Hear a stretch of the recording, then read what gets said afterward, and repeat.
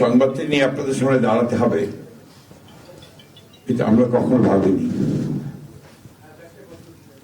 আমরা এবারও আশা করছিলাম ঠিক আগের মতোই আবারও তিনি সুস্থ হয়ে উঠবেন। আমরা ভারাক্রান্ত হৃদয়ে ইতিমধ্যে আপনারা শুনেছেন ডক্টর শাহাবুদ্দিনের ঘোষণা। আজ ভোর 6টায় আমাদের গণতন্ত্রের মা, আমাদের অভিভাবক, আমাদের জাতির অভিভাবক আমাদেরকে ছেড়ে চলে গেছে। ইন্না লিল্লাহি ওয়া ইন্না ইলাইহি রাজিউন। এই শোক, এই ক্ষতি, এটা অস্বাভাবিক, অপূরণীয়। এই জাতি কোনোদিন পূরণ করতে পারবে না। যে নেত্রী তার সারাটা জীবন জনগণের অধিকারের জন্য, কল্যাণের জন্য তার সমগ্র জীবনকে উৎসর্গ করেছিলেন, সেই নেত্রী দেশনেত্রী বেগম খালেদা জিয়া আমাদের মাঝে নেই। এটা আমরা যারা তার সহকর্মী এবং রাজনৈতিক কর্মী, আমরা এটা ভাবতেও পারি না। বাংলাদেশের রাজনীতিতে একটা বিশাল শূন্যতা সৃষ্টি হলো। তাই নয়, গণতান্ত্রিক পৃথিবীর গণতান্ত্রিক আন্দোলনে একটা বিশাল শূন্যতা সৃষ্টি হলো। আমরা দলের পক্ষ থেকে আমাদের ভারপ্রাপ্ত চেয়ারম্যানের অনুমতিক্রমে আমরা দলের কিছু কর্মসূচি নিয়েছি। সেই কর্মসূচিগুলো আমাদের দলের সিনিয়র যুব মহাসচিব জেনারেল রুহুল কবির রিজভী সাহেব আপনাদের সামনে তুলে ধরবেন। সরকারের প্রধান, এই কেয়ারটেকার গভর্নমেন্টের প্রধান প্রফেসর ডক্টর মোহাম্মদ ইউনূস আমাদেরকে ফোন করেছিলেন সাথে সাথে, এবং ইতিমধ্যেই তারা সিদ্ধান্ত নিয়েছেন যে 10টার মধ্যেই তারা স্পেশাল ক্যাবিনেট মিটিং করবেন। সেই ক্যাবিনেট মিটিংয়ে তারা দেশনেত্রী বেগম খালেদা জিয়ার যে শেষ কাজগুলো, তা জানাজা, তার দাফন, তাকে রাষ্ট্রীয় মর্যাদায় দাফন করা, তাকে রাষ্ট্রীয় মর্যাদা দেওয়া, এই বিষয়গুলি নিয়ে তারা সকাল 10টার সময় একটা সভা করবেন। এরপরে আমরা পুরো জিনিসটাকে কোঅর্ডিনেট করে আবার সেটা আপনাদের সামনে জানাবো। আমি এখন অনুরোধ করব আমাদের দলের সিনিয়র যুব মহাসচিব জনাব রুহুল কবির রিজভী, তিনি আপনাদের সামনে দলের কর্মসূচিটা জানাবেন।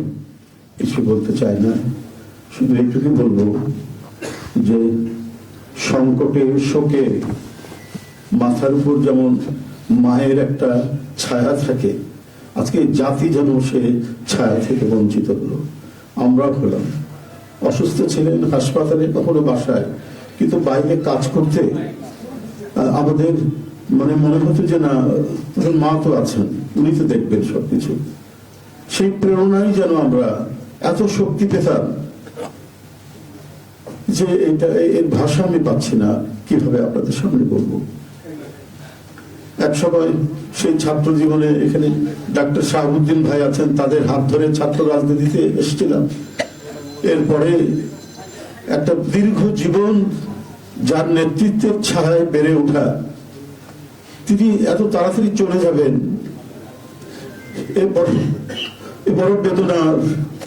এই শোক এবং এই সংকট কাটিয়ে ওঠা খুব মুশকিল, এই ক্ষতি কাটিয়ে ওঠা জাতির জন্য খুব মুশকিল।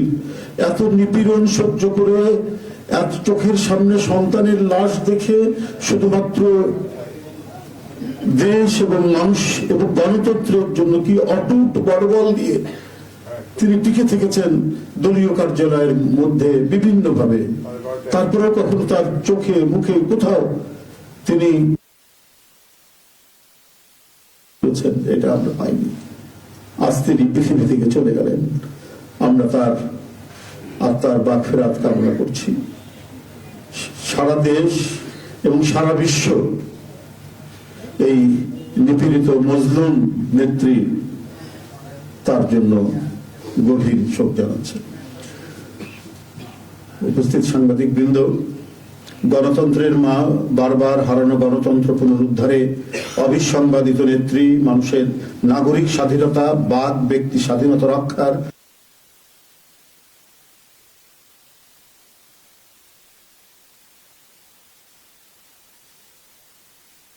ইন্তেকাল করেছেন। চিকিৎসক বৃন্দ যেটা ঘোষণা করেছেন 6টায়, ইন্না লিল্লাহি ওয়া ইন্না ইলাইহি রাজিউন।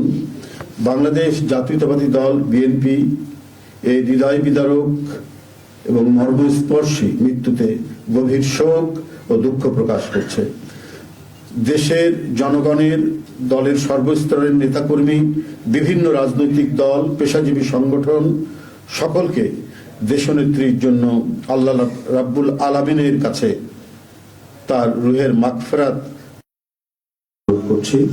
আজকে এই তাৎক্ষণিক যে সাংবাদিক সম্মেলন থেকে এখানে তাৎক্ষণিকভাবে যে কর্মসূচিটি প্রণয়ন করা হয়েছে তা আমি আপনাদের সামনে এখন উপস্থাপন করছি।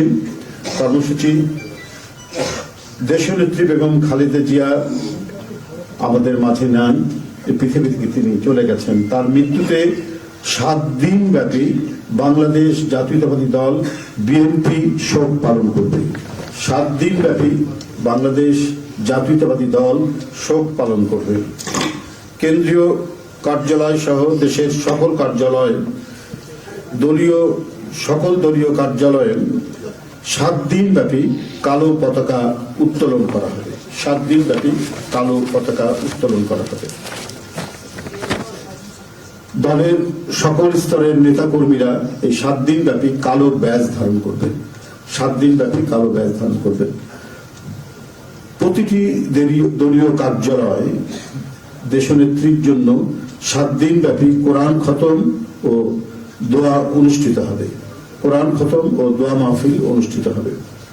কেন্দ্রীয়ভাবে গুলশান কার্যালয় ও নয়াপল্টনস্থ কেন্দ্রীয় কার্যালয়, কেন্দ্রীয়ভাবে গুলশানস্থ চেয়ারপারসনের কার্যালয় ও নয়াপল্টনস্থ কেন্দ্রীয় কার্যালয়ে এবং জেলা পর্যায়ের দলীয় কার্যালয়ে শোক বহি খোলা হবে।